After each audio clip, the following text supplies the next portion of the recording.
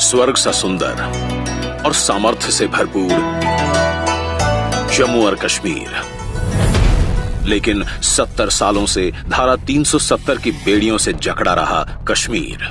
दशकों से लोगों की मांग थी ये भेदभावपूर्ण धारा खत्म हो, पर किसी ने इसे हटाने की हिम्मत नहीं जुटाई। फिर देश ने प्रधानमंत्री मोदी जी पर भरोसा जताया। मोदी जी ने कर दिखाया। फौलादी इरादों के साथ 370 को हटाने का साहसिक निर्णय लिया। धारा 370 हटने पर विरोध करने वालों ने कई आशंकाएं जताई थीं। कुछ नेताओं ने इसे जल्दबाजी में लिया गया फैसला कहकर काफी विरोध किया था। कुछ ने इसे जम्मू कश्मीर की शांति व्यवस्था को भंग करने वाला कदम बताया था। पर सच तो यह है कि 70 साल पहले जो केवल एक अस्थायी प्रावधान कहकर लागू किया गया था, उस 370 को जब हटाया गया तब न एक गोली चली, न रक्त की एक बूंद बही। पर हां, पिछले 4 सालों में कश्मीर की तकदीर और तस्वीर दोनों बदली हैं।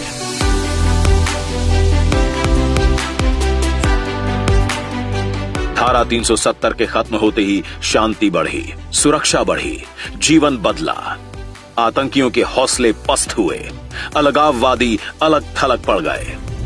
2019 से अब तक 182 आतंकी मारे जा चुके हैं। 89 टेरर मॉड्यूल ध्वस्त कर दिए गए, पत्थरबाजी की घटनाएं बंद हो गईं और अब कश्मीर में स्कूल बंदी और हड़ताल बीते दिनों की बात हो गई है। 2018 के मुकाबले 2022 में लॉ एंड ऑर्डर मामलों में 97%, जबकि आतंकी घटनाओं में 45% की कमी आई। इस साल सीमा पार से किसी भी आतंकी ने घुसपैठ की हिम्मत नहीं जुटाई। अब जम्मू कश्मीर लोकतंत्र को मजबूत करने वाला प्रदेश बन गया है। वहां आज 35,000 इलेक्टेड रिप्रेजेंटेटिव्स पंचायतों तक की व्यवस्था संभाल रहे हैं। शांतिपूर्ण चुनाव से लोकतांत्रिक नींव मजबूत हुई है। जम्मू और कश्मीर में पहली बार ब्लॉक डेवलपमेंट काउंसिल के चुनाव हुए, जिसमें 98% से ज्यादा वोटिंग ने लोकतंत्र के प्रति लोगों की अडिग आस्था को जाहिर किया। पहली बार 3 स्तरीय पंचायती राज व्यवस्था राज्य में बहाल हुई। धारा 370 हटी तो लगभग 900 केंद्रीय कानून कश्मीर में लागू हुए। डोमिसाइल का अधिकार अब सभी स्थायी निवासियों को हासिल है। कश्मीरी महिलाएं भी अब रियल एस्टेट में मालिकाना हक पा सकती हैं। 57,500 करोड़ रुपए के प्रधानमंत्री विकास पैकेज के तहत हो रहे विकास कार्यों में आई अभूतपूर्व तेजी। इससे अब जम्मू कश्मीर की पहचान बदलने लगी।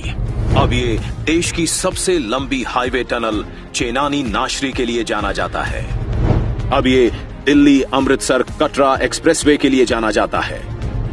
अब ये प्रदेश दुनिया के सबसे ऊंचे रेलवे पुल चिनाब ब्रिज के लिए जाना जाता है। जम्मू और श्रीनगर अब उभरती हुई स्मार्ट सिटीज के रूप में जाने जाते हैं। यूपीए के समय रेंगता हुआ विकास अब बड़ी छलांगे लगाने लगा है। यूपीए के समय प्रदेश का रेलवे बजट में हिस्सा था लगभग 1100 करोड़ रुपए, जो कि आज एनडीए के समय में है करीब 2400 करोड़। यूपीए के समय यहां तकरीबन 3100 किलोमीटर सड़कें बनी थीं। एनडीए के समय 11,400 किलोमीटर के करीब सड़कें बनी हैं। राज्य में पहली बार एम्स, आईआईटी और आईआईएम जैसे बड़े संस्थान आकार ले रहे हैं। श्रीनगर में G20 की हुई मीटिंग्स ने साबित कर दिया कि जम्मू और कश्मीर सफलतापूर्वक बड़े अंतर्राष्ट्रीय आयोजन कर सकता है।